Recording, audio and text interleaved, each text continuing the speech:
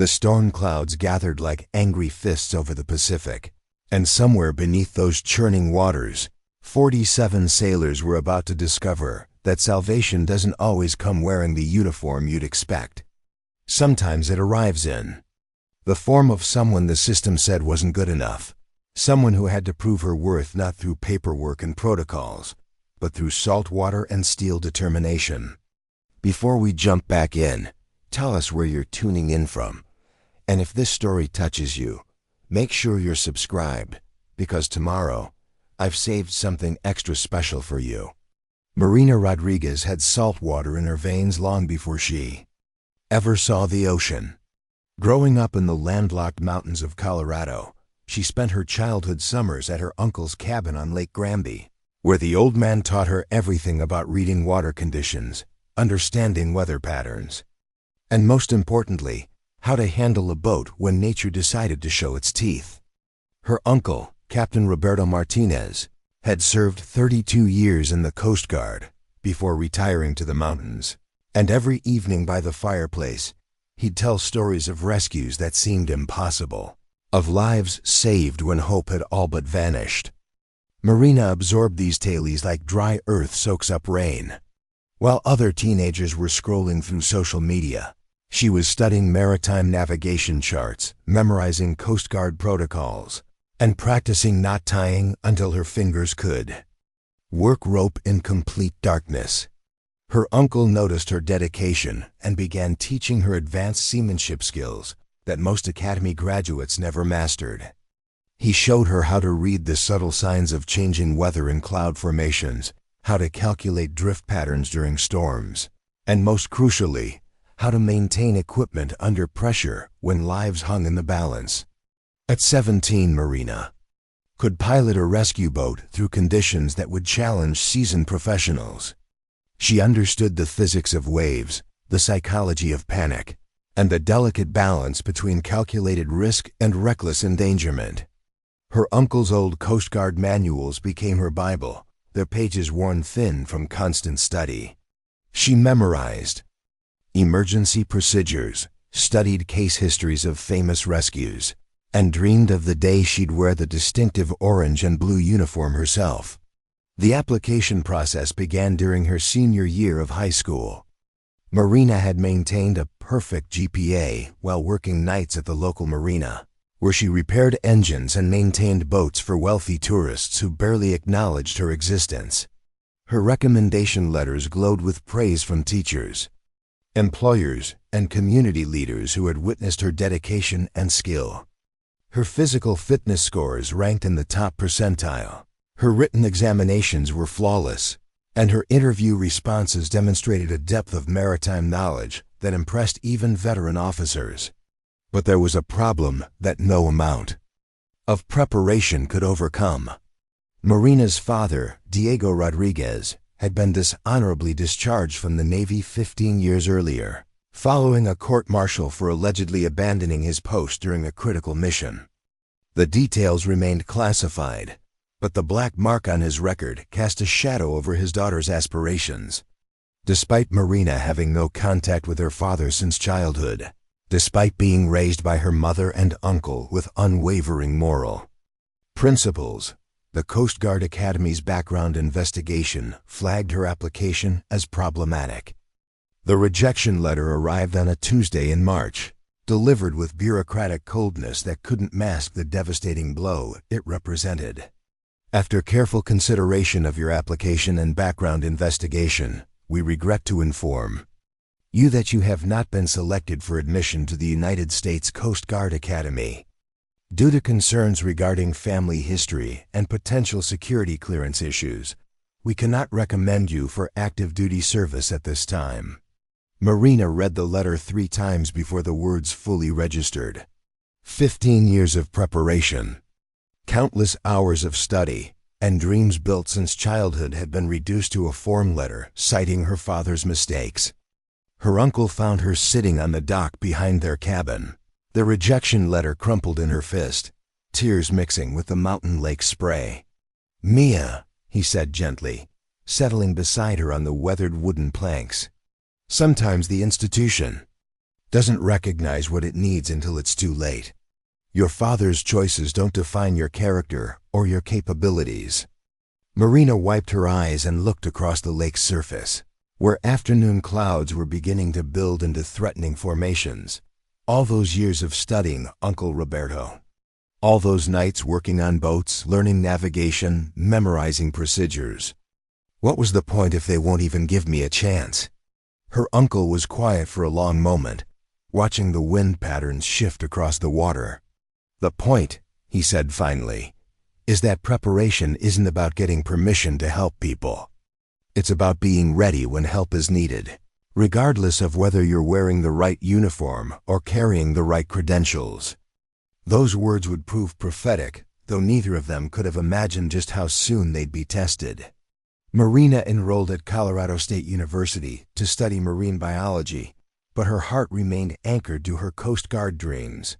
She joined the university's sailing club, became certified in advanced first aid and water rescue techniques, and spent her free time volunteering with local search and rescue teams.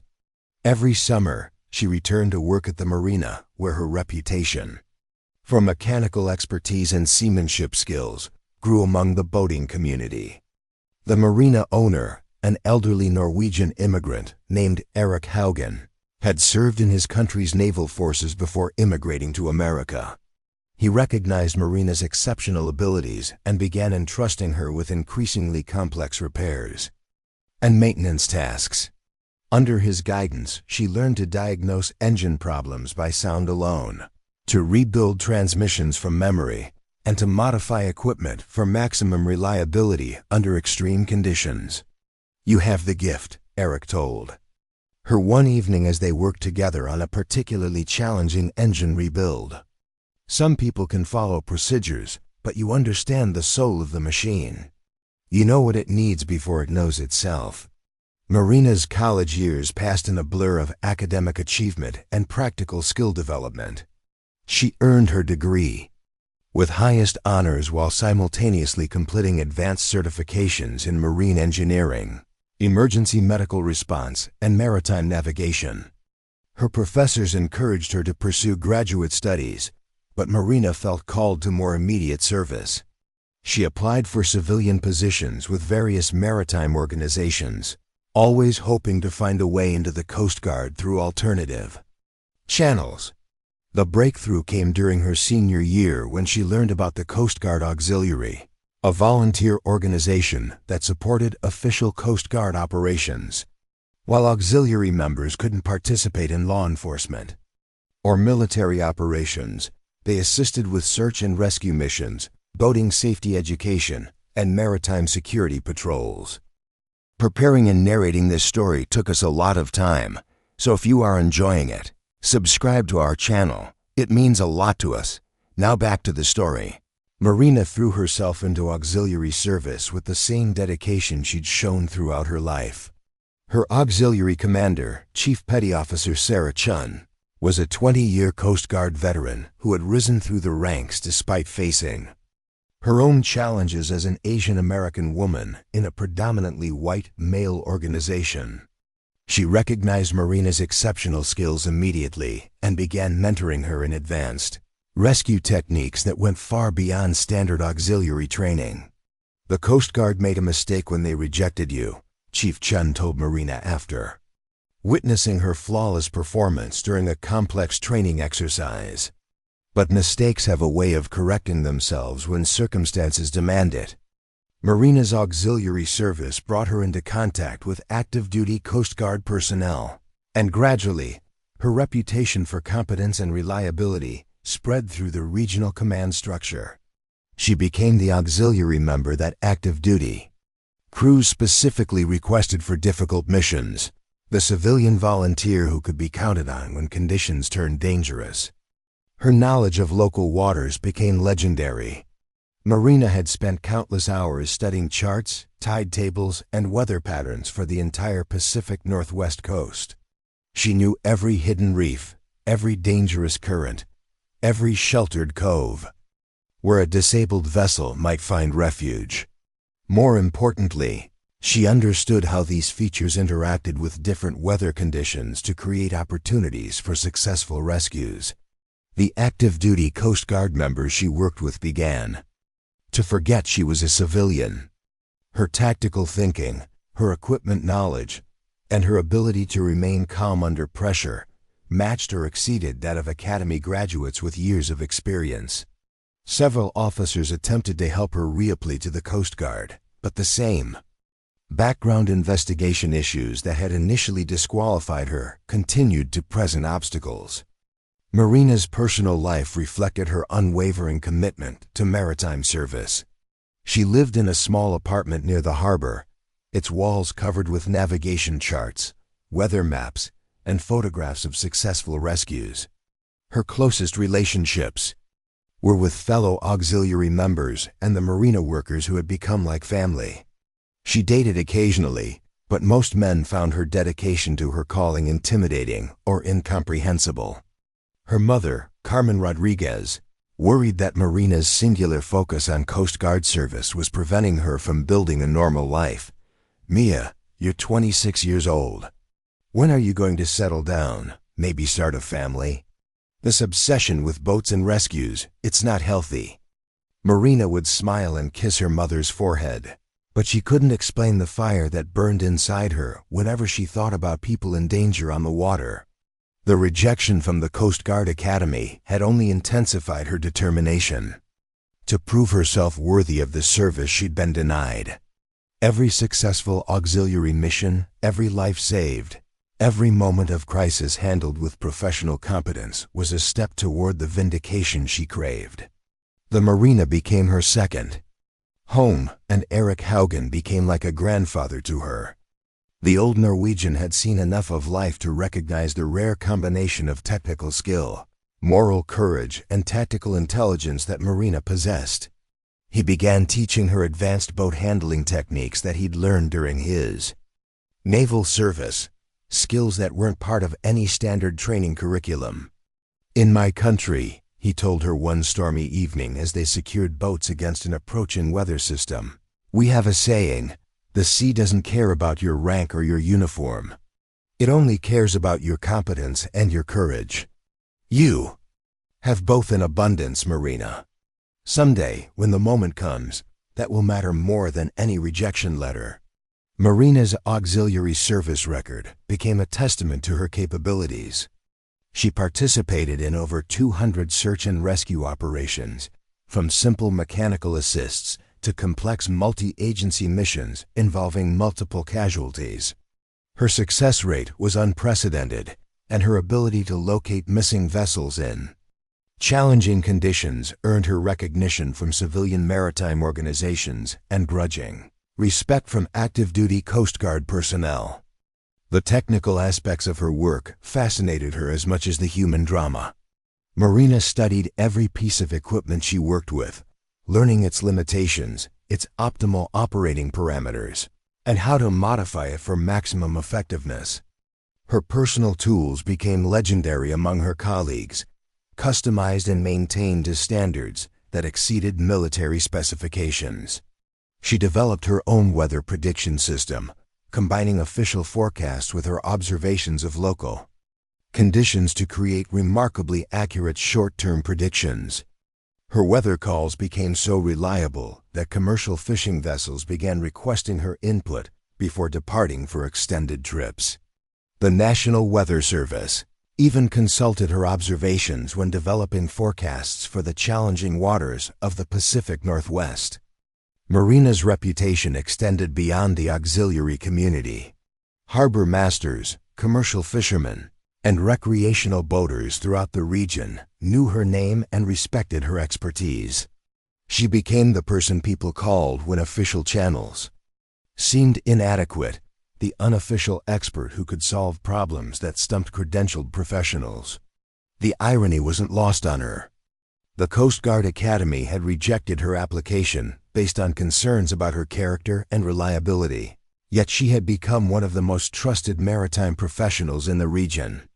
Her auxiliary service record demonstrated exactly the qualities the Coast Guard claimed to value: selfless service, technical expertise, and unwavering commitment to saving lives. But official recognition remained elusive. Marina's civilian status meant she couldn't receive military decorations, couldn't advance through formal ranks, and couldn't participate in the most challenging missions that attracted the best Coast Guard personnel. She remained perpetually on the outside, looking in at the organization she'd dreamed of joining since childhood. The frustration sometimes overwhelmed her. Late at night, alone in her apartment, she would stare at the rejection letter she'd kept all these years and wonder what her life might have been if her father's mistakes hadn't defined her future. She'd achieved everything she'd set out to accomplish, except the one thing that mattered most: official recognition as a Coast Guard professional. Her uncle Roberto, now in his 70s and fighting cancer, remained her strongest supporter. During his final months, he spent hours with Marina, sharing stories of his Coast Guard service and reinforcing the lessons he'd taught her since childhood. His death came peacefully, but his final words to Marina carried the weight of prophecy. "Your moment is coming, Mia. When it arrives, you'll understand why everything had to happen exactly as it did. The sea has been preparing you for something special, something that will require everything you've learned and more courage than you know you possess." Marina buried her uncle on a hillside overlooking the lake where he'd first taught her to read the water. The funeral was attended by dozens of Coast Guard personnel, auxiliary members, and civilians whose lives had been touched by the old man's service. Chief Chun delivered the eulogy, speaking of Roberto's dedication to developing the next generation of maritime professionals. Roberto Martinez's greatest achievement, she said, wasn't his own distinguished service record. It was his ability to recognize potential in others and nurture it into excellence. His legacy lives on in every life saved by those he trained and inspired. After the service, Marina stood alone by the grave as the sun set over the mountains. The rejection letter was in her pocket, as always, but for the first time in years, she wasn't thinking about what she'd been denied. Instead, she was thinking about what she'd gained: skills, knowledge, and a network of relationships that had made her into exactly the person her uncle had believed she could become. The Coast Guard Academy had rejected Marina Rodriguez, the teenager, but they had inadvertently created something far more valuable: a maritime professional whose abilities transcended institutional boundaries, whose commitment to service required no uniform or official recognition, and whose moment of ultimate testing was approaching with the inevitability of the tide. 3 months after her uncle's funeral, Marina received a call that would change everything. The voice on the other end was crisp, professional, and urgent. "Ms. Rodriguez, this is Commander Patricia Walsh, District 13 Operations. We have a situation developing, and we need your expertise immediately." Marina grabbed her gear bag and headed for the harbor, unaware that she was about to face the test her uncle had predicted, the moment that would prove the Coast Guard's rejection had been their loss, not hers. The storm clouds were gathering on the horizon, and somewhere beneath them, 47 sailors were about to discover that salvation doesn't always come from the source you expect. The radio crackled with increasing urgency as Marina drove through the pre-dawn darkness toward the harbor. Weather reports painted a picture of rapidly deteriorating conditions, with winds building to dangerous levels and seas that would challenge even the most experienced crews. But Marina felt no fear, only the familiar surge of adrenaline that came with the knowledge that people needed help, and she had the skills to provide it. Her training, her preparation, and her unwavering determination had led to this moment. The Coast Guard might have rejected her application, but they were about to discover that some calls to service can't be denied by bureaucratic decisions or institutional prejudice. Marina Rodriguez was about to prove that true guardians of the Padawi the sea are forged not in academies, but in the crucible of experience, dedication, and an unshakable commitment to saving lives. The harbor came into view, its waters already showing the first signs of the approaching storm. Marina parked her truck and shouldered her gear, ready to face whatever challenge awaited. Behind her, the rejection letter remained in her apartment, a reminder of the path not taken. Ahead of her lay the opportunity to prove that sometimes the most important journeys begin with a closed door and the courage to find another way forward. The storm was coming, and with it, the moment that would transform Marina Rodriguez from a rejected applicant into a legend. The call came at 0347 hours on a Tuesday morning that would forever change how the Pacific Northwest Coast Guard viewed civilian capabilities. Marina Rodriguez had been awake for 20 minutes, studying weather data and preparing for what meteorologists were calling the most dangerous storm system to hit the region in over a decade. The phone's shrill ring cut through the pre-dawn silence of her harborside apartment like a blade through silk. Commander Patricia Walsh's voice carried the weight of desperation barely held in check. "Ms. Rodriguez, we have a code red emergency. Developing approximately 47 nautical miles northwest of Cape Perpetua. The destroyer USS Valiant has suffered catastrophic hull breach following collision with a submerged container. She's taking on water faster than her pumps can handle, and we're looking at complete structural failure within 2 hours." Marina's fingers were already moving, pulling up maritime charts on her laptop while cradling the phone against her shoulder. The coordinates placed the Valiant directly in the path of the approaching storm system, where 30-foot seas were building toward what forecasters predicted would reach 50 feet by dawn. Wind speeds were already sustained at 60 knots with gusts approaching 80, creating conditions that would challenge even the most advanced rescue vessels. "What's the crew complement, Commander?" Marina asked, her voice steady despite the magnitude of what she was hearing. 47 souls aboard, including 3 critically injured sailors trapped in the forward compartments. The ship's captain is refusing to abandon vessel until all personnel are accounted for, but our models show the Valiant will be completely submerged within 90 minutes. Every minute we delay reduces survival probability exponentially. Marina was already pulling on her weather gear, her mind racing through the tactical considerations. The storm's eye wall was still 6 hours away, but the outer bands were generating the kind of sea conditions that turned routine rescues into maritime nightmares. Traditional Coast Guard rescue boats would struggle to maintain stability in such conditions, and their limited capacity meant multiple trips through increasingly dangerous waters.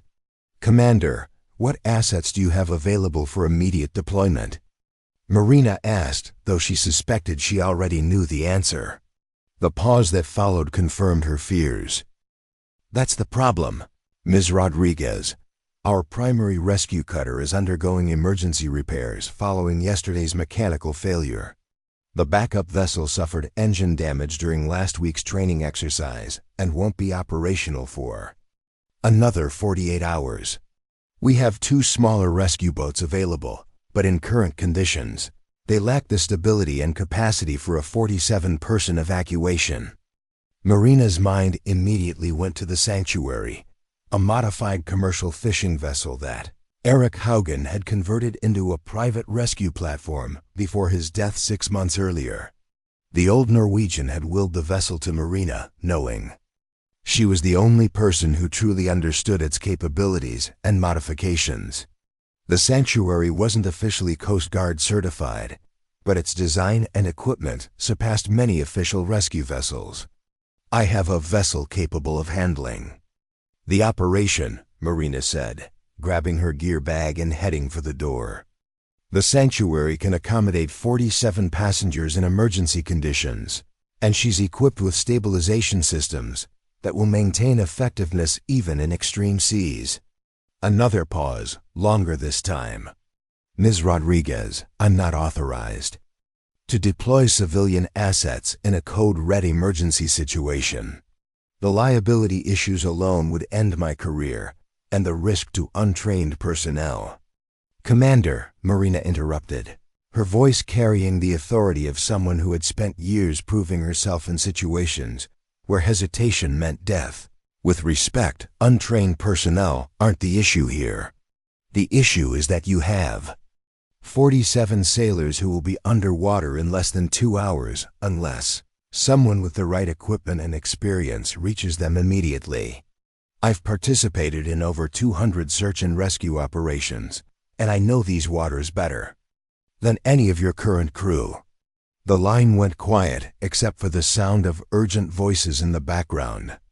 Marina could hear radio chatter, status reports, and the controlled chaos of a Coast Guard operations center dealing with an impossible situation. She used the silence to mentally inventory the sanctuary's capabilities and the modifications Eric had made during his years of obsessive preparation for exactly this kind of scenario. The vessel's twin diesel engines had been rebuilt to military specifications, with redundant systems that could maintain power even after significant damage. The hull had been reinforced with additional plating and compartmentalization that would allow it to survive impacts that would sink traditional rescue boats. Most importantly, Eric had installed a sophisticated stabilization system that used computer-controlled fins to maintain level flight even in enormous seas. Ms. Rodriguez, Commander Walsh's voice returned, tight with the strain of making a decision that could define her career. If I were to hypothetically request your assistance as a civilian contractor, what would be your estimated time to reach the Valiant's position? Marina was already calculating course headings, fuel consumption, and the optimal route through the storm system. In current conditions, approximately 45 minutes. The sanctuary can maintain 28 knots, even in heavy seas, and I know a protected channel that will keep us out of the worst conditions until we reach open water. The weather models show conditions deteriorating rapidly.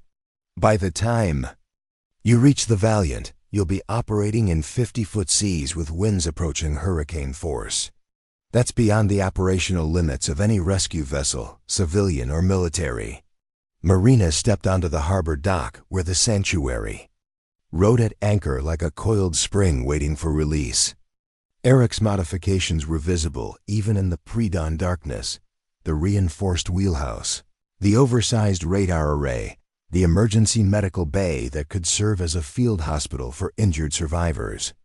The old Norwegian had built this vessel for one purpose: to save lives when conventional rescue assets couldn't or wouldn't operate. Commander, the Sanctuary isn't any rescue vessel. She was designed specifically for operations beyond normal limits by someone who understood that the worst emergencies always happen in the worst conditions. I've taken her through 70-foot seas during winter storms, and she's never failed to bring everyone home. The radio chatter in the background was becoming more urgent. Marina could hear references to structural failure, water ingress rates, and emergency protocols that indicated the Valiant's situation was deteriorating faster than predicted. Every minute spent in discussion was a minute less for the actual rescue operation. Ms. Rodriguez, I need you to understand the magnitude of what you're proposing. This isn't a standard search and rescue operation. You'd be operating alone, in conditions that have already exceeded the safety parameters for official Coast Guard vessels, attempting to evacuate nearly 50 people from a sinking warship. If something goes wrong, if the sanctuary is damaged or disabled, you could be adding your name to the casualty list. Marina was already aboard the sanctuary, her hands moving through the pre-flight checklist with practiced efficiency. The engines rumbled to life with a deep, reassuring growl that spoke of Eric's meticulous maintenance and engineering expertise. All systems showed green, fuel tanks were full, and the emergency medical supplies were fully stocked. Commander, something has already gone wrong.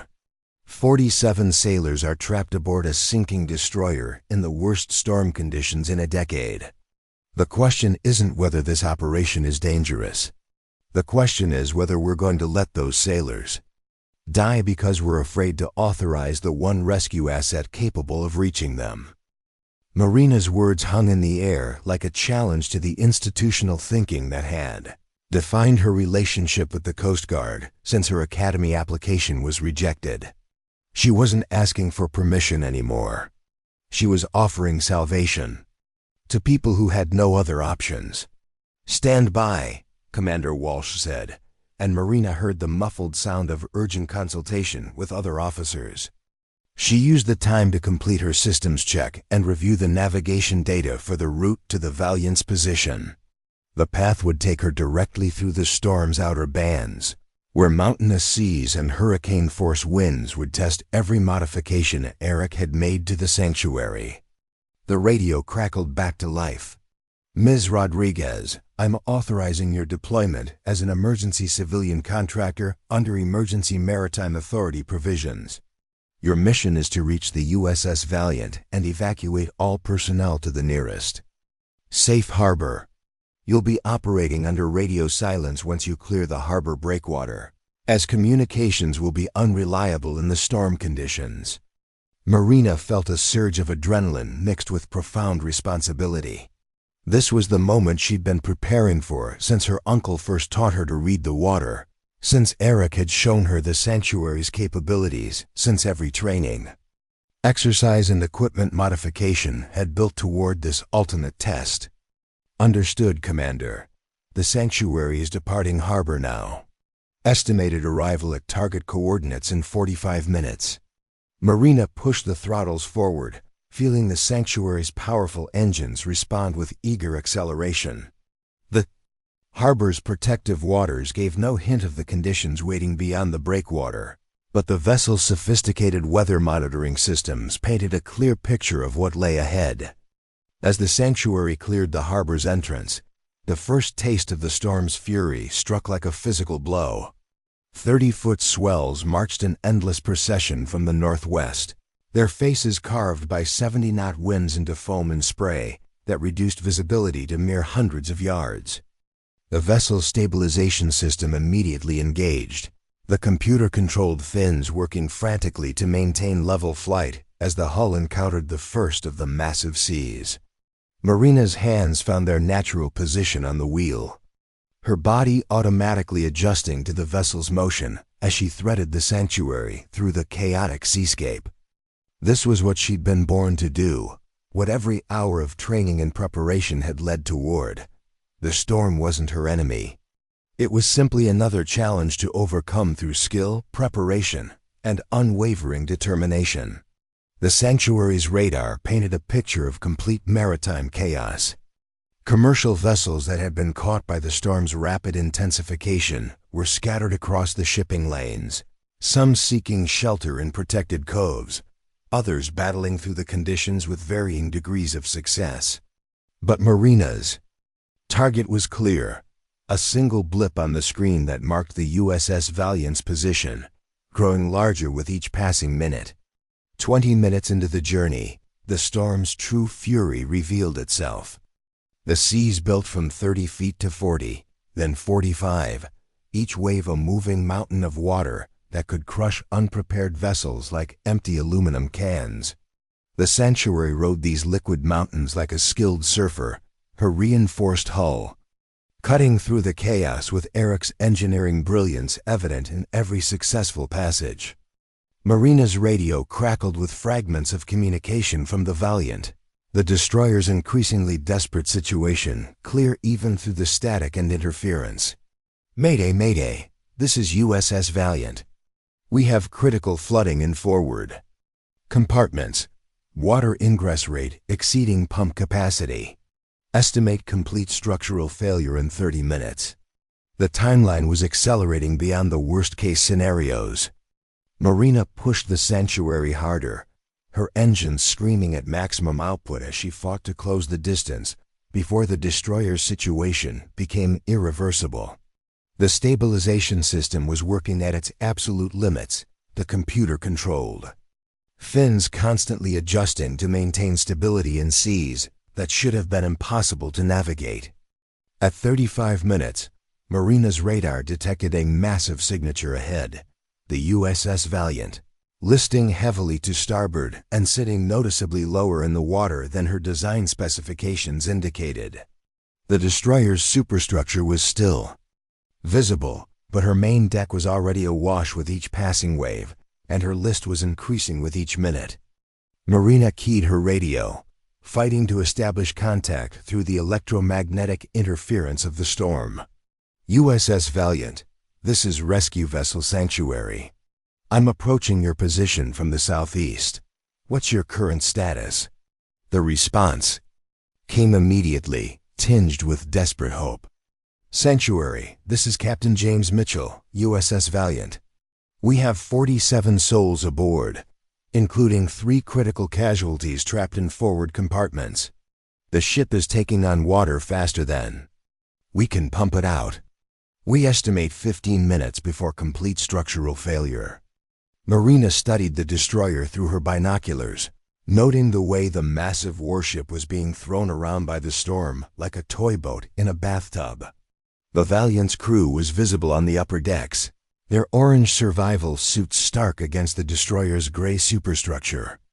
But getting them off the ship would require maneuvering the Sanctuary alongside a vessel that was being tossed around by 50-foot seas. Captain Mitchell, I need you to rig emergency evacuation lines on your starboard side. I'm going to attempt to maintain position alongside for direct transfer. Be advised we'll have a very narrow window for each group of evacuees. The response carried the weight of a military officer who understood the magnitude of what was being attempted. Sanctuary, understand you're attempting alongside transfer in 50-foot seas. That's beyond any standard rescue protocol. Are you certain your vessel can maintain position? Marina looked at the Sanctuary's control systems, where every gauge and display showed the vessel operating at the absolute edge of its capabilities.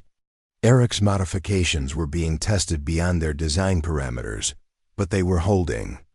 The stabilization system was maintaining level flight even in conditions that should have been impossible. Captain, the Sanctuary was built for conditions beyond standard protocols. We're going to get your people off that ship. What followed was the most challenging piece of seamanship Marina had ever attempted: bringing the Sanctuary alongside. The listing destroyer required her to match the speed and motion of a vessel that was being thrown around by forces that dwarfed anything she'd experienced before. The destroyer's massive bulk created its own turbulence patterns, adding chaos to an already impossible situation. Marina's first approach was a textbook example of precision boat handling under extreme conditions. She brought the Sanctuary in at a shallow angle, using the vessel's momentum to slide alongside the destroyer's starboard side during the brief moments when both vessels were momentarily stable. The first group of evacuees, 5 sailors including one of the injured, transferred across the narrow gap with practiced efficiency. But the destroyer's condition was deteriorating rapidly. With each passing wave, the Valiant settled deeper into the water, her list increasing to angles that made movement on deck increasingly dangerous. Marina could see the strain on Captain Mitchell's face as he coordinated the evacuation while simultaneously trying to manage his ship's final moments. The second transfer brought 8 more sailors across, but the Sanctuary's hull scraped against the destroyer's side with a grinding sound that spoke of tremendous forces at work. Marina's hands ached from gripping the wheel, her entire body focused on maintaining position despite the storm's attempts to tear the vessels apart.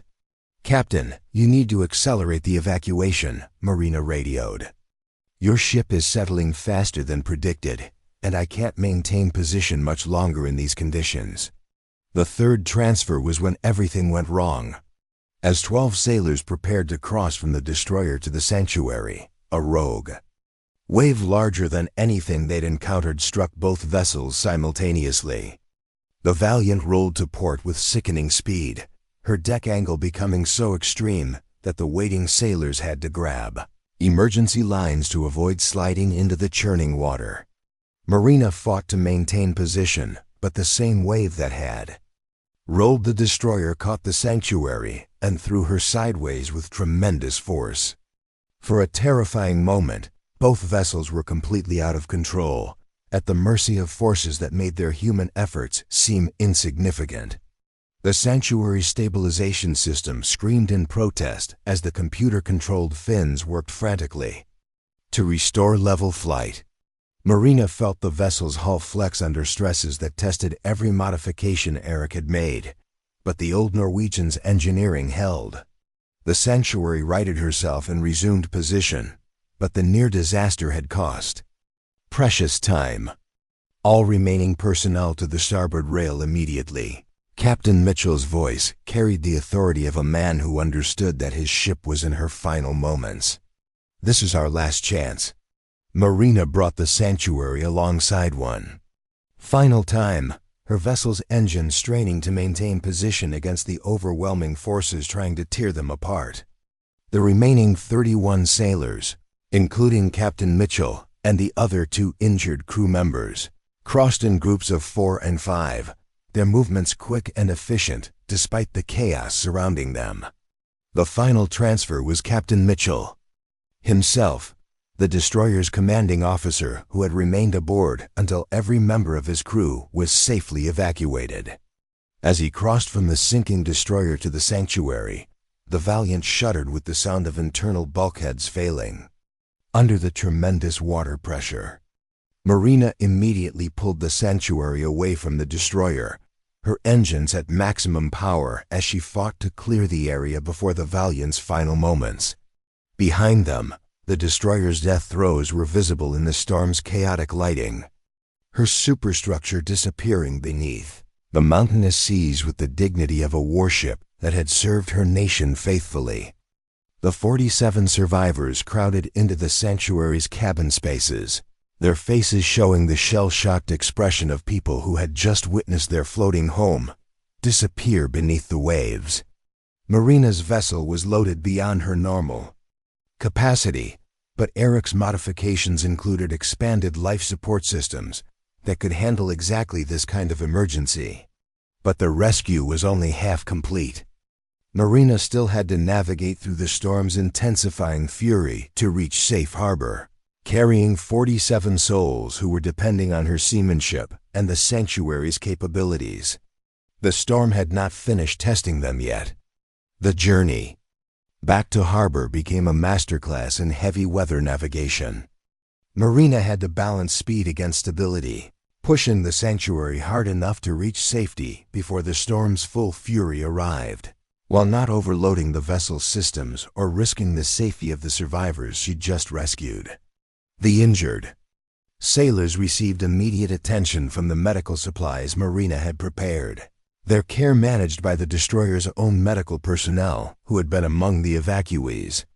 The sanctuary's emergency medical bay, another of Eric's modifications, provided a stable platform for treatment even in the chaotic conditions.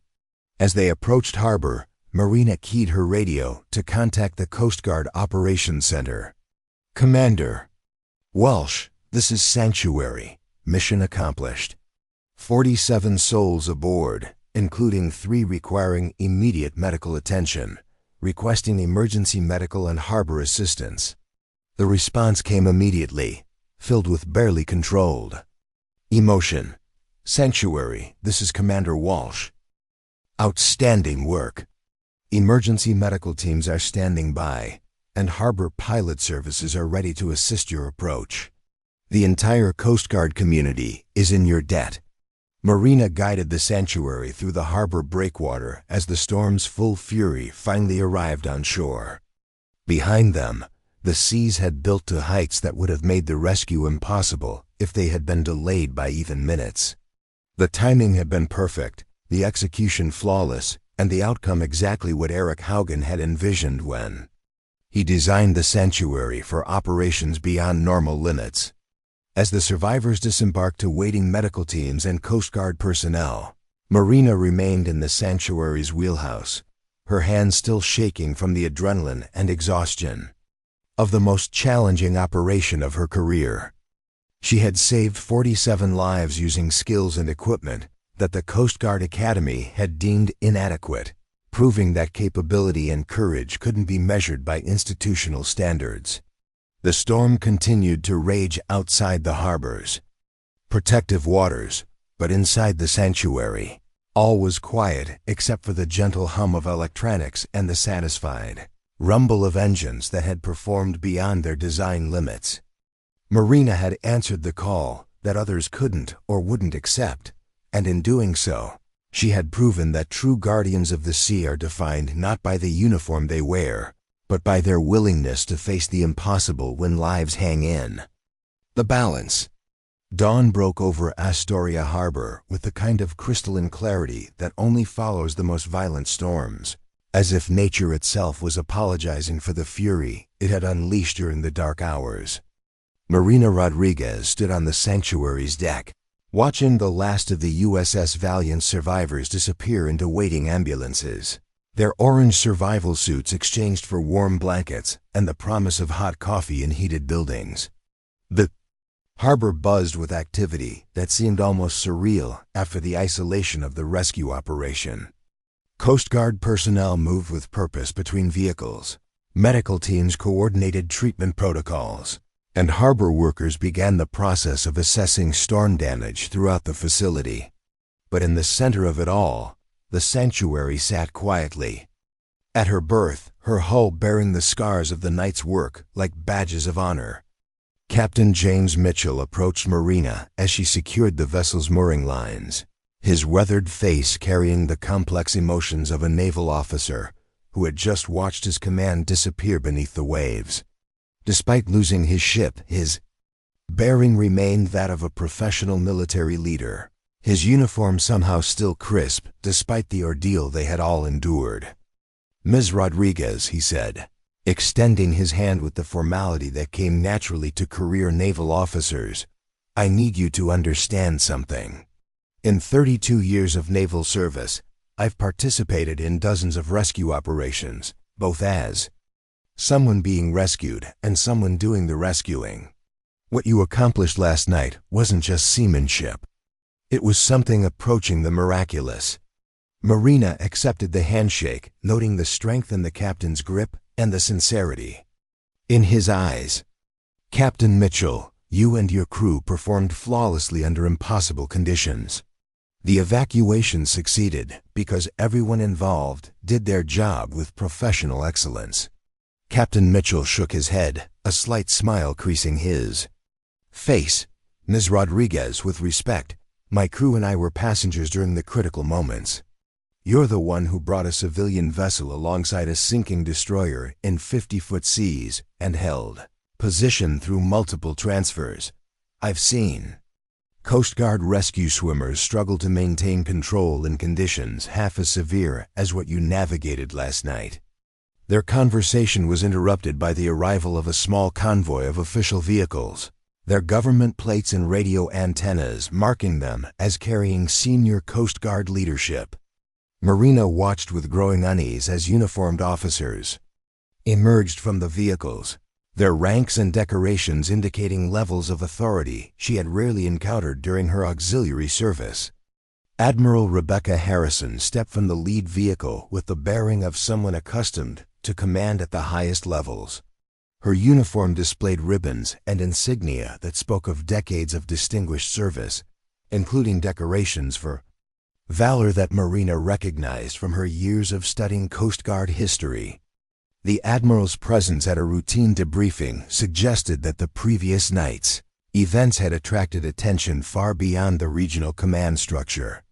Commander Patricia Walsh emerged from the second vehicle, her face showing the strain of a night spent coordinating impossible operations, while managing the political implications of authorizing civilian involvement in a military emergency. She moved with the careful precision of an officer who knew her career might depend on how the next few hours unfolded. Admiral Harrison approached the sanctuary with measured steps, her experienced eyes taking in the vessel's modifications and the evidence of heavy weather operations. Marina could see the Admiral assessing everything from the reinforced hull plating to the sophisticated electronic suite, clearly trying to understand how a civilian vessel had accomplished what Coast Guard assets couldn't attempt. "Ms. Rodriguez," Admiral Harrison said, her voice carrying the authority of decades in maritime service, "I'm Admiral Harrison, District Commander for the Pacific Northwest. I understand we owe you and your vessel a significant debt of gratitude." Marina straightened instinctively, responding to the Admiral's command presence despite her civilian status. "Admiral, I was honored to assist. The sanctuary performed exactly as designed, and the rescue succeeded because of exceptional coordination between all parties involved." Admiral Harrison's eyes moved from Marina to the sanctuary, then back again. "Ms. Rodriguez, I've reviewed your auxiliary service record, and I've spoken with Captain Mitchell about last night's operation. I've also had extensive conversations with my staff about the implications of what occurred. We need to discuss your future relationship with the Coast Guard." The Admiral's words carried weight that made Marina's pulse quicken. After years of being held at arm's length by the organization she'd dreamed of joining, the sudden attention felt both vindicating and potentially dangerous. She had learned to be wary of official interest from institutions that had previously rejected her. "I'm prepared to provide whatever debriefing information would be helpful, Admiral. The sanctuary's capabilities and last night's operational parameters are well documented in my logs." Admiral Harrison nodded, but her expression suggested she had much larger concerns than operational debriefings. "Ms. Rodriguez, what happened last night has created a situation that extends far beyond routine rescue operations. A civilian vessel accomplished a mission that our best assets couldn't attempt, saving 47 military personnel in conditions that exceeded all safety protocols. The implications of that success are significant." Marina felt the weight of unstated political considerations in the Admiral's words. The Coast Guard's institutional pride had been challenged by the sanctuary's success, and the organization would need to respond in ways that preserved both operational effectiveness and public confidence in official capabilities. "Admiral, if there are concerns about proper procedures or authorization, I want to be clear that Commander Walsh provided explicit authorization for the operation under Emergency Maritime Authority provisions.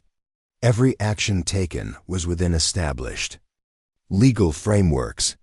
Admiral Harrison's expression softened slightly, suggesting that Marina's concerns about legal liability were not the primary issue. "Ms. Rodriguez, you're not in any trouble. Quite the opposite, actually. The question facing the Coast Guard leadership is how to properly recognize and integrate capabilities like yours into our official operations."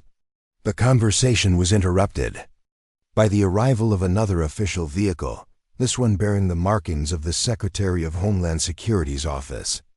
Marina watched with growing amazement as senior federal officials continued to arrive at what should have been a routine post-operation debriefing.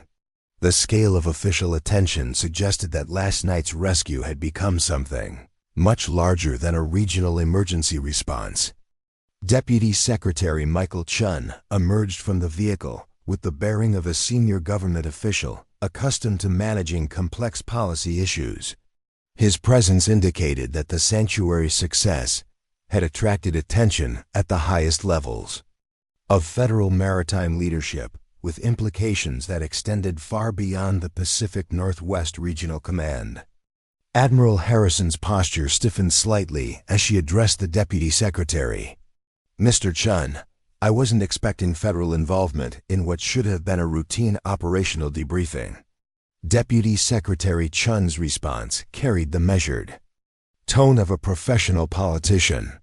"Admiral, when a civilian accomplishes what a branch of the military couldn't attempt, it becomes a federal issue with implications for resource allocation, training protocols, and public confidence in our maritime security capabilities." Marina found herself at the center of a discussion that had clearly moved beyond her personal involvement to broader questions about Coast Guard capabilities and federal maritime policy. The success of the sanctuary's mission had apparently exposed institutional limitations that senior leadership felt compelled to address. "Ms. Rodriguez," Deputy Secretary Chun said, turning his attention to Marina with the focused intensity of a senior official accustomed to making consequential decisions, I've been briefed on your background, including the circumstances surrounding your Coast Guard Academy application. I understand there were issues related to family history that prevented your acceptance. Marina felt her jaw tighten at the mention of her father's discharge and its impact on her own aspirations. Yes, sir. My father's military record was cited as a security concern that disqualified me from consideration. Deputy Secretary Chun nodded, consulting a folder that apparently contained detailed information about Marina's background and the previous night's operation. Ms. Rodriguez, after reviewing the classified details of your father's case, I can tell you that his discharge was the result of a misunderstanding that was corrected years later. Unfortunately, the correction was never properly documented in his official record, and the error continued to impact security clearance determinations. The words hit Marina like a physical blow. The rejection that had defined her adult life, the obstacle that had forced her to build her career outside the organization she'd dreamed of joining, had been based on incorrect information that could have been corrected years earlier. The injustice of it threatened to overwhelm her carefully maintained professional composure. Sir, are you telling me that my academy application was rejected based on information that was factually incorrect? Deputy Secretary Chien's expression showed the discomfort of a government official delivering news that reflected poorly on institutional competence. Ms. Rodriguez, your father was awarded the Navy Cross posthumously for his actions during the hurricane evacuation mission. The court-martial conviction was overturned when classified information became available that demonstrated his heroism rather than dereliction of duty. Unfortunately, administrative errors prevented this correction from reaching the Coast Guard Academy's background investigation process. Marina felt the ground shifting beneath her understanding of her own history. Her father, whose supposed failures had defined her as unsuitable for Coast Guard service, had actually been a decorated hero whose sacrifice had saved civilian lives during one of the Navy's most challenging humanitarian operations. The irony was almost too cruel to comprehend. Admiral Harrison stepped forward with the bearing of a senior officer who understood the magnitude of institutional failure that Deputy Secretary Chun's revelation represented. Ms. Rodriguez, the Coast Guard Academy's rejection of your application was based on fundamentally flawed information. You were denied the opportunity to serve based on administrative incompetence, not legitimate security concerns. The acknowledgement should have felt vindicating, but Marina found herself struggling with emotions that were far more complex than simple vindication. The years of proving herself outside official channels, the constant struggle against institutional barriers, the development of capabilities that had ultimately saved 47 lives had all resulted from an administrative error that could have been prevented. Admiral, I appreciate the clarification about my father's record, but I need you to understand something. The rejection from the Academy led me to develop capabilities and relationships that made last night's rescue possible. If I had been accepted into traditional Coast Guard service, I never would have worked with Eric Haugen, never would have learned to operate the sanctuary, and 47 sailors would be dead right now. Admiral Harrison's expression showed recognition of the complex relationship between institutional failure and ultimate success. Ms. Rodriguez, you're suggesting that the Academy's mistake actually resulted in better outcomes than correct procedures would have achieved. Marina looked toward the sanctuary, her hull still bearing the scars of the previous night's operation, her electronic suite humming with the sophisticated systems that had made the impossible rescue achievable. Admiral, I'm suggesting that sometimes the most important capabilities develop outside official channels, among people who are forced to prove themselves without institutional support. Deputy Secretary Chun consulted his folder again, clearly working through policy implications that extended far beyond Marina's individual situation. Ms. Rodriguez, the federal government is prepared to offer you a direct commission as a Coast Guard officer with rank and position commensurate with your demonstrated capabilities. Your civilian credentials and operational experience would qualify you for immediate placement in Senior Rescue Operations Coordination. The offer hung in the air like a challenge to everything Marina had believed about her relationship with official institutions. After years of rejection and marginalization, the Coast Guard was offering her not just acceptance, but recognition at a level that acknowledged her exceptional capabilities. But Marina found herself hesitating, looking again at the sanctuary, and thinking about the independence that had allowed her to develop capabilities beyond institutional limitations. "Sir, I'm honored by the offer, but I need to understand something. Would accepting a commission require me to operate within standard protocols and procedures, or would I retain the flexibility to respond to emergencies using methods that might exceed official limitations?" Admiral Harrison's expression showed understanding of the fundamental tension Marina was identifying. Ms. Rodriguez, official service requires adherence to established procedures and chain of command protocols. The flexibility you demonstrated last night might not be compatible with military service requirements. Marina nodded, having suspected that official recognition might come at the cost of the independence that had made her most effective. "Admiral, Deputy Secretary Chun, I'm grateful for the recognition and the offer of a commission.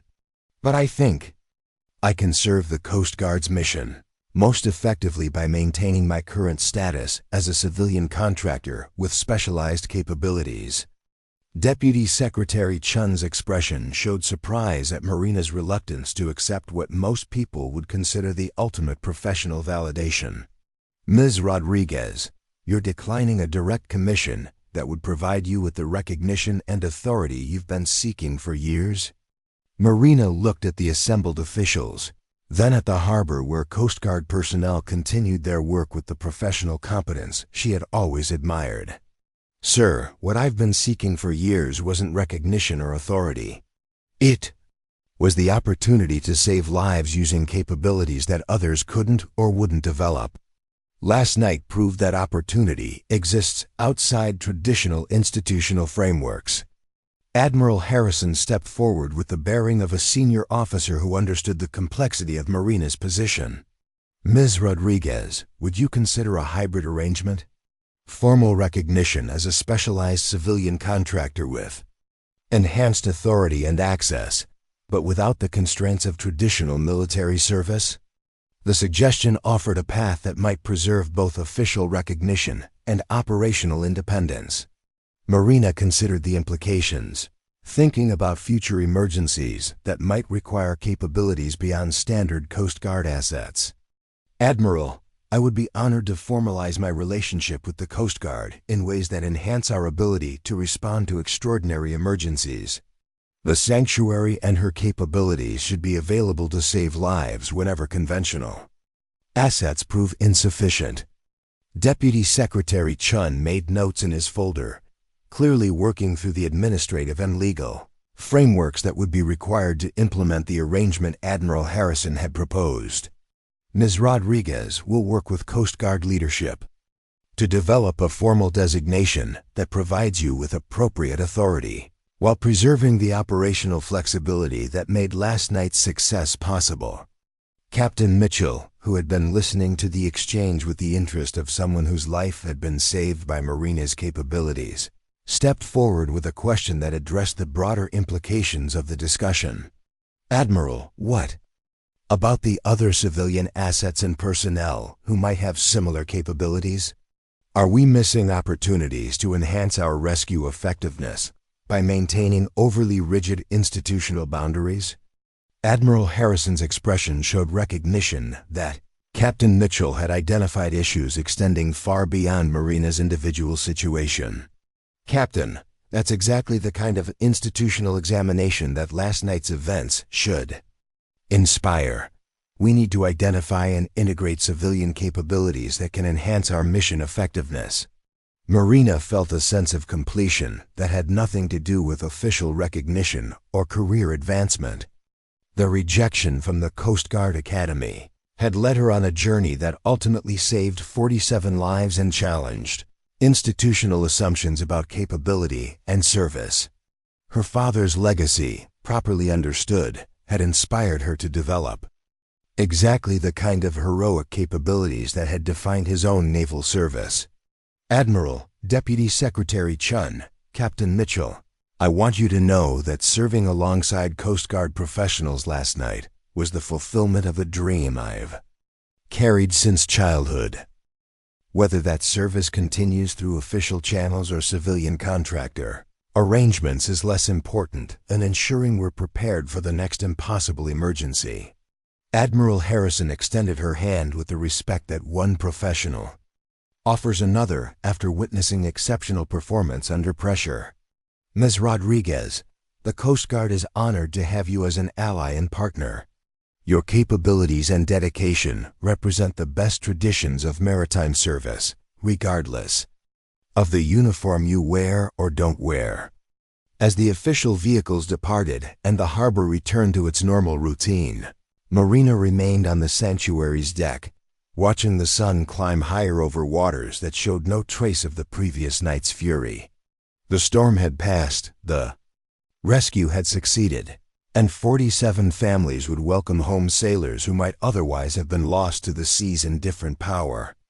Eric Haugen's vision had been vindicated, Uncle Roberto's training had proved decisive, and Marina's years of preparation outside official channels had culminated in exactly the kind of impossible rescue that had inspired her childhood dreams. The Coast Guard Academy's rejection had become irrelevant, transformed from a career-ending obstacle into the catalyst for capabilities that no traditional training could have provided. Marina walked to the sanctuary's wheelhouse where her father's dog tags still hung beside the compass where she had placed them before the rescue operation. The tags now represented not the failure that had defined her relationship with official institutions, but the heroic legacy that had inspired her to develop exactly the kind of courage and competence that saved lives when conventional solutions proved inadequate. The radio crackled with routine harbor traffic, Coast Guard vessels returning to normal patrol duties, and the ordinary business of maritime operations that continued regardless of the extraordinary events that occasionally demanded responses beyond normal capabilities. Marina smiled, knowing that she and the sanctuary would be ready when the next impossible emergency required someone willing to exceed institutional limitations in service of saving lives. She was no longer the rejected academy applicant or the overlooked auxiliary volunteer. She was Marina Rodriguez, guardian of the sea, protector of those in peril, and proof that the most important qualifications for heroic service couldn't be measured by institutional standards or limited by bureaucratic procedures. The storm had tested everything she had learned and built, and she had emerged not just successful, but transformed into exactly the kind of maritime professional her uncle and Eric had always believed she could become. 6 months after the USS Valiant rescue, Marina Rodriguez found herself standing before a packed auditorium at the Coast Guard Academy in New London, Connecticut. The same institution that had once rejected her application now welcomed her as the keynote speaker for their annual Maritime Excellence Symposium. The irony wasn't lost on her as she looked out at hundreds of cadets, whose eager faces reminded her of her own youthful dreams of service.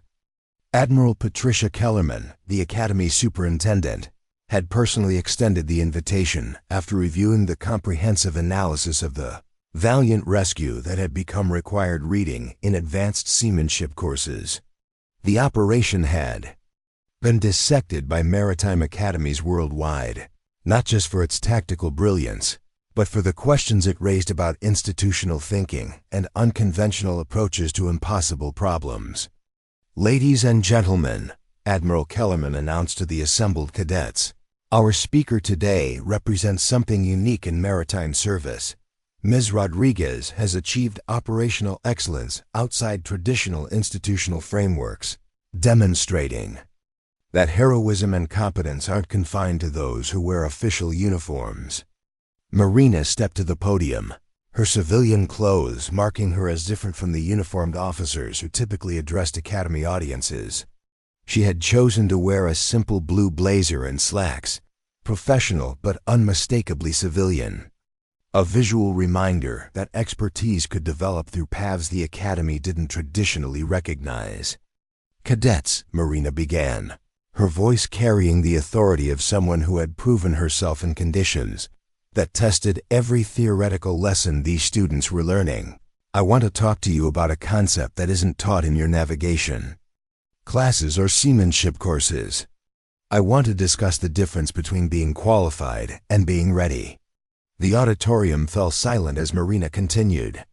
"Every one of you will graduate with qualifications that certify your competence according to established standards. You'll know proper procedures, safety protocols, and approved methods for handling standard emergencies.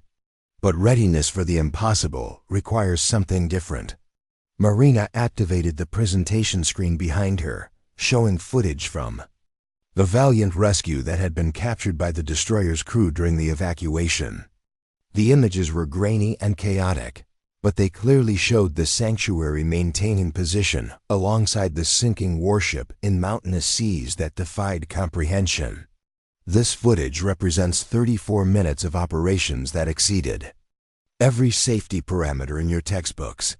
Wind speeds above hurricane force, seas that should have made approach impossible, visibility reduced to mere yards. By every standard you're learning here, this mission should have been impossible. A cadet in the front row raised her hand. "Ma'am, what made you think you could succeed when experienced Coast Guard officers determined the mission was too dangerous?" Marina smiled, recognizing the curiosity and ambition in the young woman's question. "Cadet, the experienced officers were absolutely correct according to conventional thinking. Their assessment was professionally sound, based on standard capabilities and normal operational parameters. But the Valiant's crew didn't need conventional thinking. They needed someone willing to operate beyond normal parameters." Marina clicked to the next slide, showing technical specifications for the sanctuary's modifications. This vessel wasn't built to Coast Guard specifications. It was designed by someone who understood that the worst emergencies always occur in the worst conditions, when standard capabilities prove inadequate. Every system, every modification, every piece of equipment was chosen for operations beyond normal limits. Another cadet stood. "Ma'am, how do you prepare for scenarios that exceed training parameters? How do you develop capabilities for situations that haven't been encountered before?" The question struck at the heart of what Marina had learned during her years outside institutional frameworks. You prepare by understanding that preparation itself must exceed normal standards. You study not just what works, but what fails and why. You develop relationships with people who've pushed boundaries. You maintain equipment to standards that exceed requirements, because adequate isn't enough when lives depend on performance. Marina advanced to a slide showing her auxiliary service record, highlighting the hundreds of operations she had participated in over the years. Every one of these missions was preparation for the Valiant rescue, even though I didn't know it at the time. Every equipment failure I witnessed taught me about redundancy. Every weather emergency showed me how conditions could deteriorate beyond forecasts. Every successful rescue demonstrated techniques that worked when standard procedures proved insufficient. Admiral Kellerman stepped forward with a question that addressed broader institutional concerns. "Ms. Rodriguez, how should traditional military institutions like the Coast Guard Academy adapt our training to prepare officers for scenarios that exceed established parameters?" Marina paused, considering the complexity of institutional change and the tension between standardization and innovation. "Admiral, institutions need standards and procedures to maintain consistency and safety. But they also need to recognize that exceptional circumstances require exceptional responses.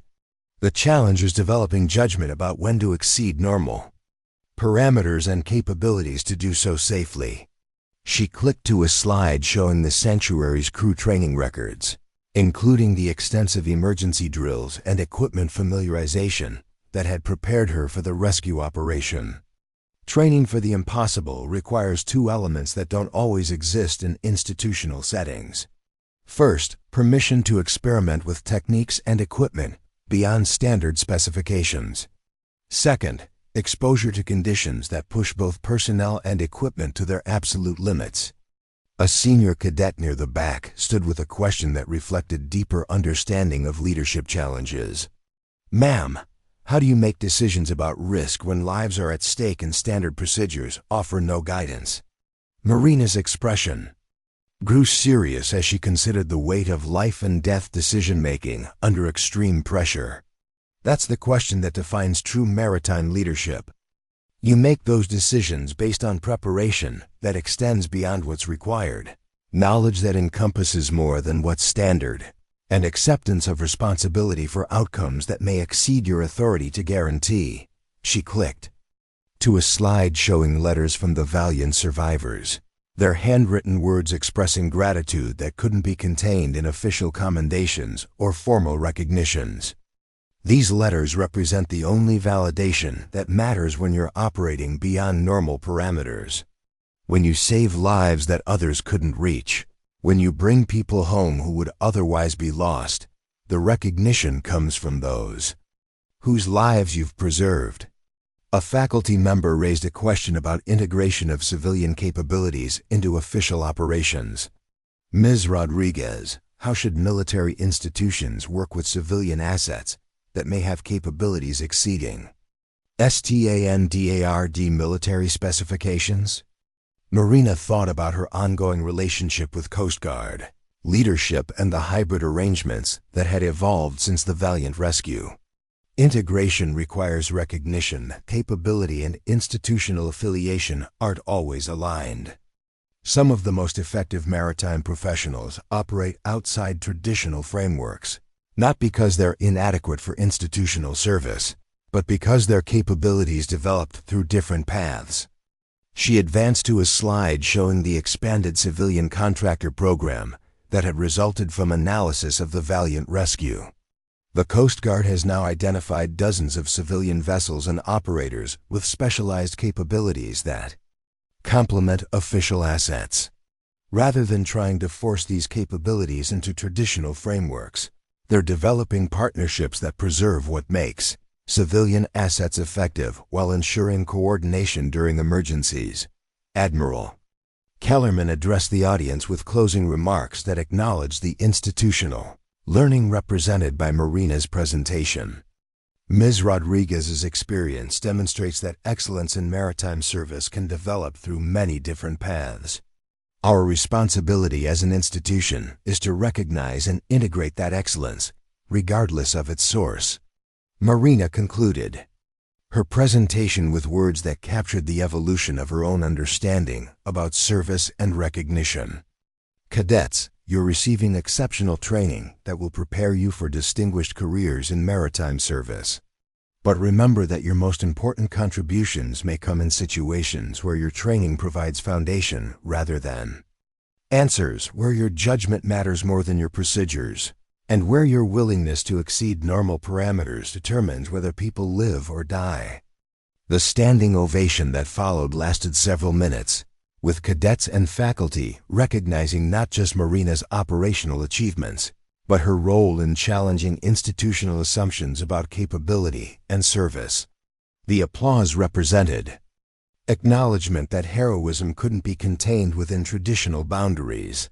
After the presentation, Marina was approached by dozens of cadets with questions about civilian maritime careers, unconventional preparation methods, and opportunities to develop capabilities beyond academy curricula. Their enthusiasm reminded her of her own youthful determination to serve, regardless of institutional barriers. One cadet, a young woman whose questions during the presentation had demonstrated exceptional insight, lingered after the others had departed. "Ms. Rodriguez, I'm interested in developing capabilities similar to yours. How would you recommend someone prepare for operations beyond normal parameters?" Marina studied the cadet's earnest expression, recognizing the same hunger for excellence that had driven her own unconventional career path. Start by understanding that preparation never ends. Seek mentors who've pushed boundaries. Work with equipment until you understand not just how it operates, but how it fails. Most importantly, remember that the goal isn't to exceed parameters for its own sake, but to save lives when conventional capabilities prove insufficient. The cadet nodded with the seriousness of someone who understood the magnitude of the responsibility Marina was describing. "Ma'am, would you be willing to provide guidance as I develop these capabilities?" Marina smiled, thinking about Uncle Roberto's influence on her own development and Eric Haugen's mentorship in advanced maritime techniques. "I'd be honored to help you develop the kind of capabilities that make the impossible possible.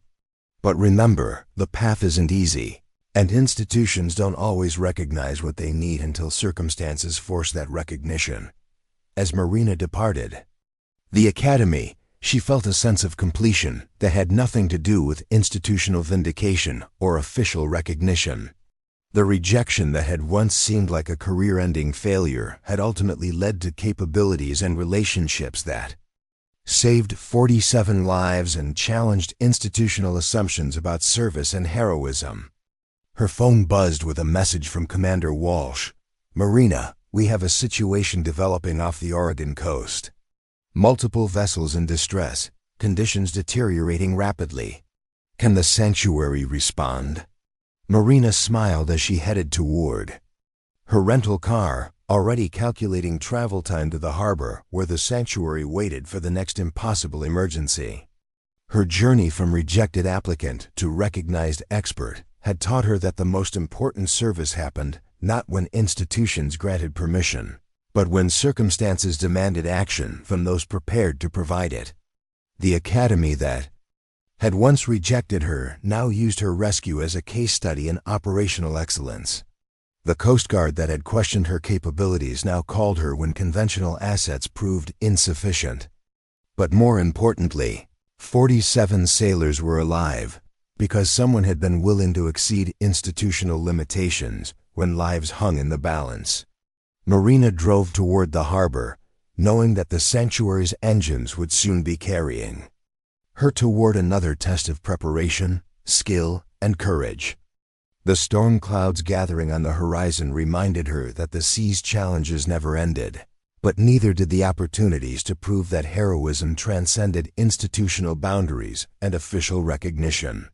She was no longer the rejected applicant seeking validation from institutions that couldn't recognize her potential. She was Marina Rodriguez, guardian of impossible rescues, proof that the most important qualifications for maritime heroism couldn't be taught in academies or measured by conventional standards. The sea was calling again, and she was ready to answer. 3 years had passed since the valiant rescue when Marina Rodriguez received the call that would define the final chapter of her extraordinary journey. The voice on the secure line belonged to Secretary of Homeland Security Rebecca Torres, speaking with the gravity reserved for matters of national significance. "Marina, we need the sanctuary for something that goes beyond traditional rescue operations. A research vessel conducting classified oceanographic studies has gone missing in the Bering Sea during one of the most severe weather events on record. The vessel carries technology that cannot fall into foreign hands, and the crew includes international scientists whose safety has become a diplomatic priority." Marina stood in her workshop behind the harbor, surrounded by equipment that had evolved considerably since her first impossible rescue. The space now resembled a maritime research laboratory, filled with prototypes and modifications that pushed the boundaries of civilian rescue technology. Her partnership with the Coast Guard had grown into something unprecedented, a civilian operation that regularly accomplished missions beyond official capabilities. "Secretary Torres, what's the timeline and operational parameters?" The pause that followed carried the weight of classified considerations and political complexities that extended far beyond routine emergency response. The research vessel Polar Discovery has been missing for 18 hours in the Chukchi Sea, approximately 200 miles north of Nome. Weather conditions include sustained winds of 80 knots, 40-foot seas, and air temperatures of minus 30 degrees Fahrenheit. Ice formations are creating navigation hazards that have grounded our icebreaker capabilities.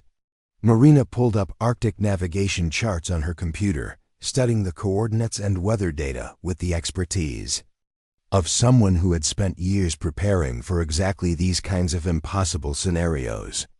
The Bering Sea in winter represented the ultimate test of vessel design and human endurance, where equipment failures meant death and navigation errors could trap vessels in ice floes for months. Secretary Torres, the sanctuary has Arctic modifications, but operating in ice-infested waters 200 miles from the nearest support presents risks that exceed even our enhanced capabilities. What makes this mission critical enough to justify those risks? The answer revealed the broader implications that had elevated a missing vessel report to the level of national security concern. Marina, the Polar Discovery, was conducting research related to underwater mineral deposits that several nations consider strategically vital.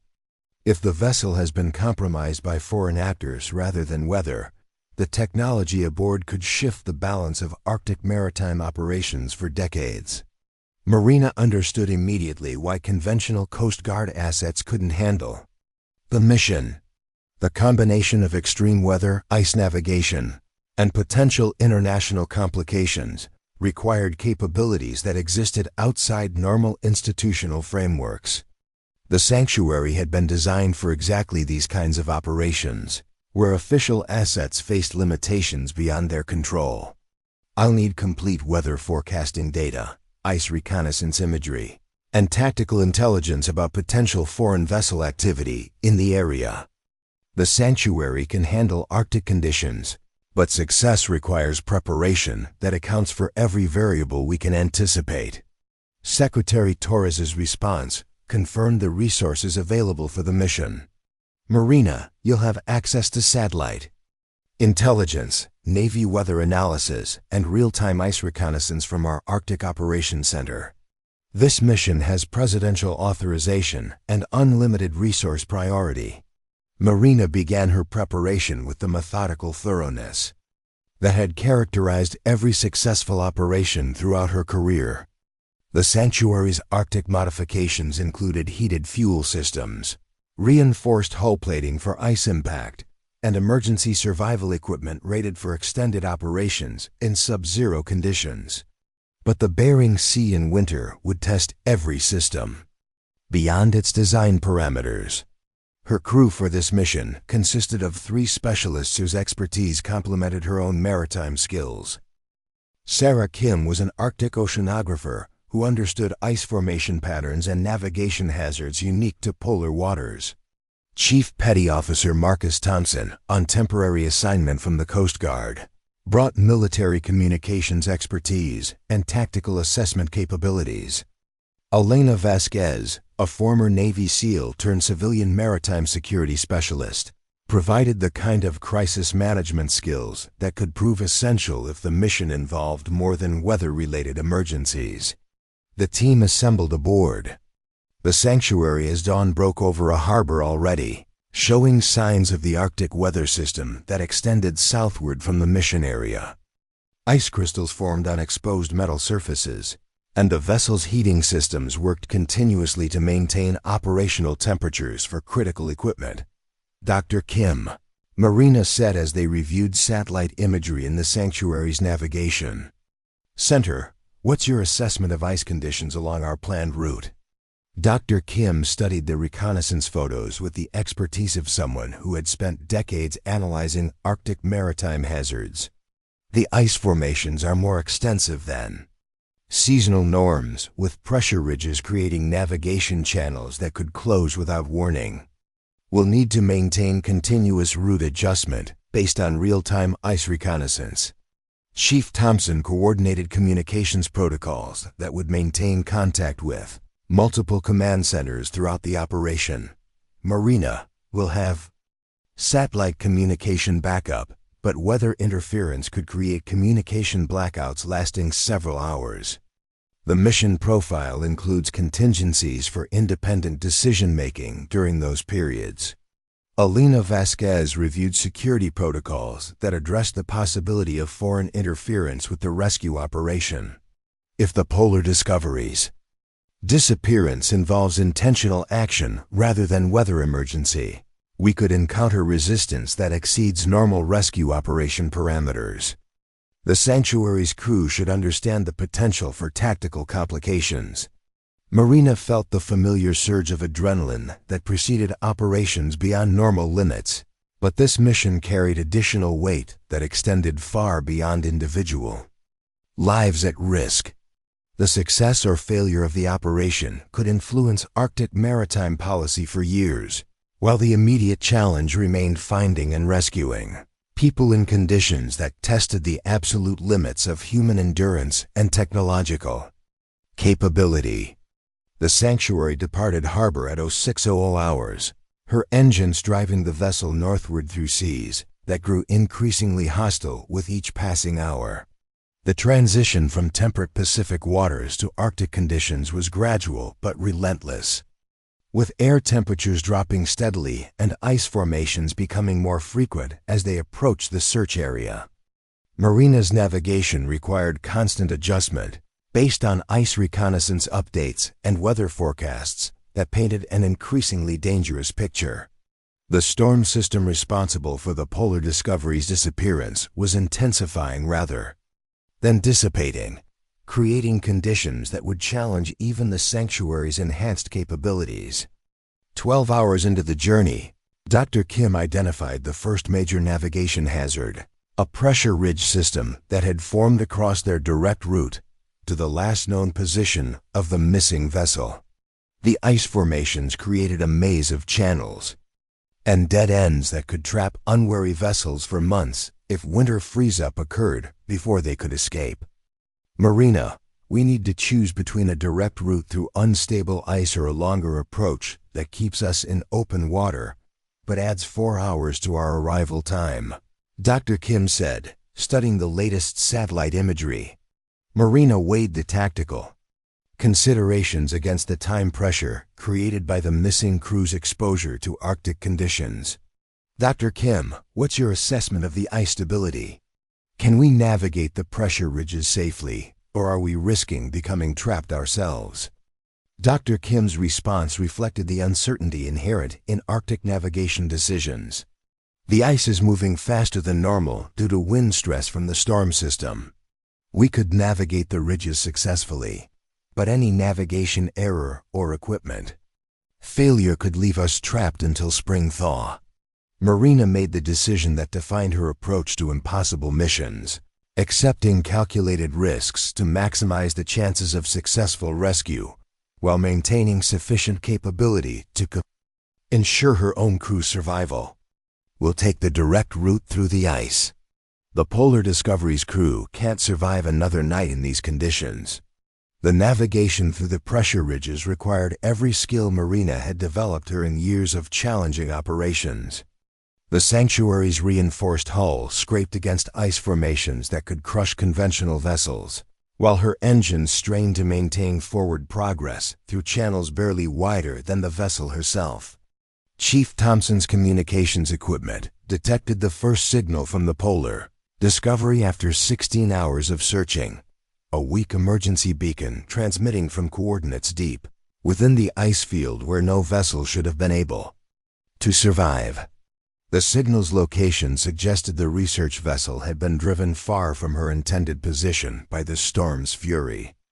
Marina, the beacon signal is intermittent, suggesting either equipment damage or power conservation protocols, Chief Thompson reported. But the transmission includes coded information indicating the crew is alive and the vessel is partially intact. Marina adjusted course toward the beacon coordinates, navigating through ice formations that grew more treacherous with each mile.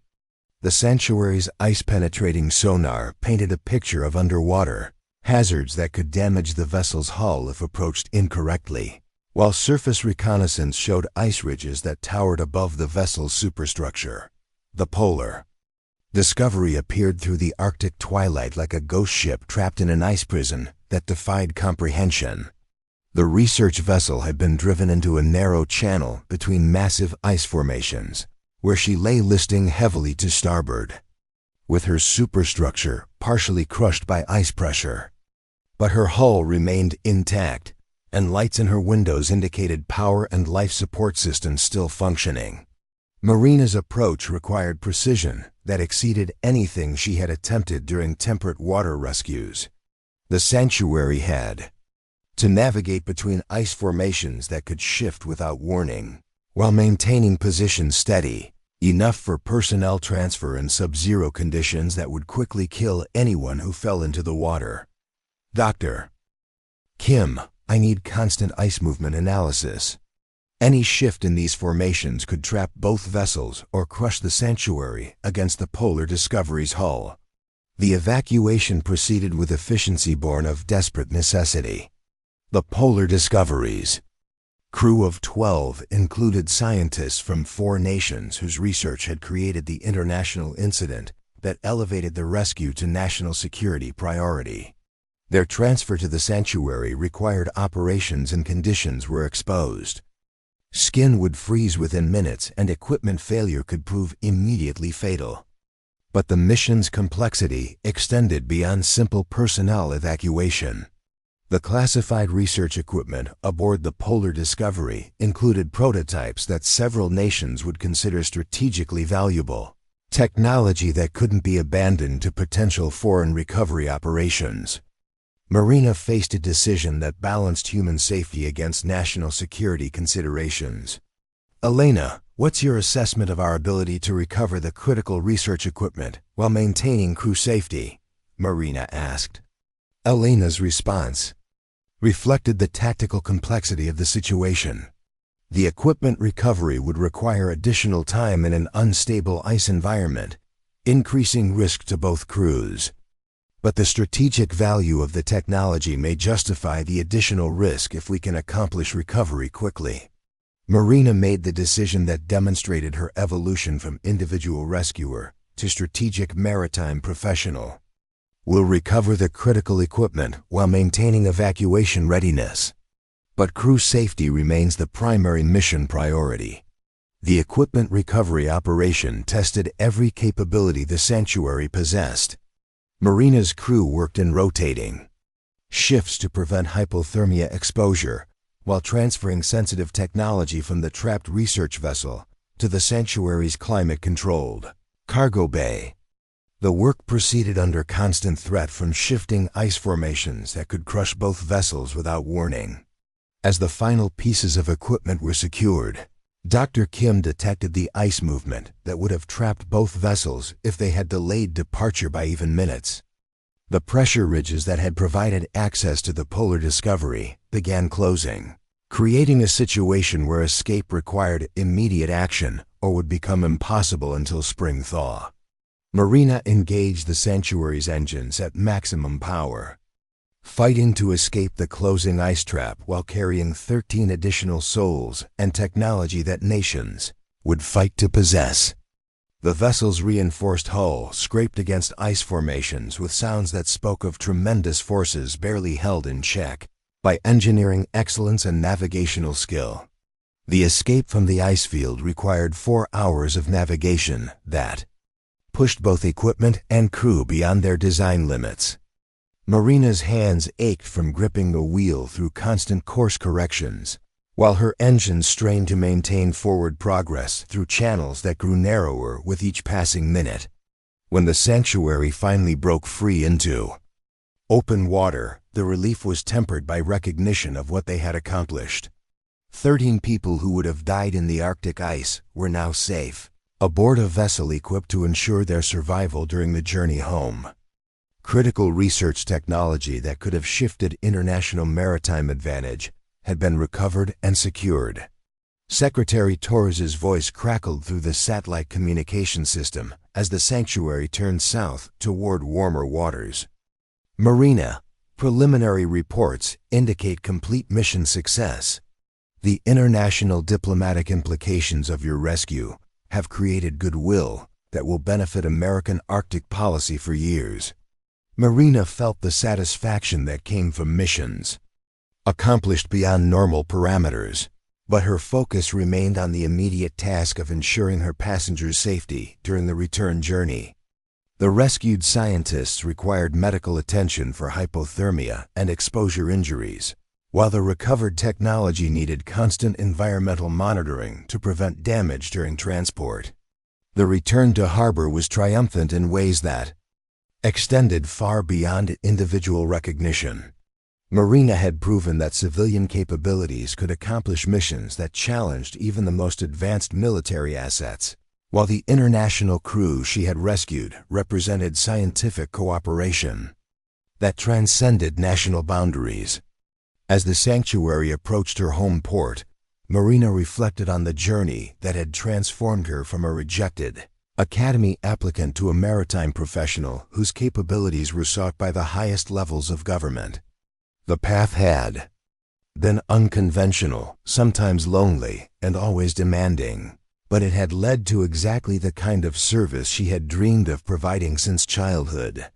The Coast Guard Academy that had once rejected her application now included her rescues in their required curriculum. The institution that had questioned her father's legacy now recognized both daughter and father as examples of maritime heroism that transcended bureaucratic limitations. The rejection that had seemed like failure had become the foundation for achievements that exceeded anything traditional service could have provided. Marina Rodriguez stood on the sanctuary's deck as her home harbor came into view, knowing that her phone would ring again when the next impossible emergency required capabilities beyond normal institutional limits. She was ready for whatever challenges awaited, secure in the knowledge that true maritime service couldn't be contained within traditional boundaries or limited by conventional thinking. The sea stretched endlessly beyond the harbor breakwater, holding mysteries and dangers that would always require someone willing to exceed normal parameters when lives hung in the balance. Marina smiled, knowing she would always answer that call, regardless of the uniform she wore or the institution that claimed her loyalty. Up next, you've got 2 more standout stories right on your screen. If this one hit the mark, you won't want to pass these up. Just click and check them out.